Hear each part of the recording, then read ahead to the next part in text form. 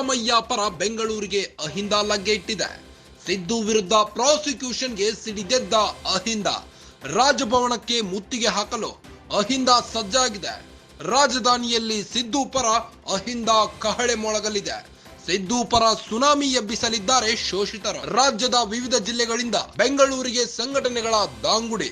ರಾಜಭವನ ಚಲೋಗೆ ಮುಂದಾಗಿರೋ ಅಹಿಂದ ಸಂಘಟನೆಗಳು. ರಾಜಭವನ ಚಲೋಗೆ ಸಿಗುತ್ತಿದೆ ಸಂಪುಟ ಸಚಿವರ ಸಾಥ್.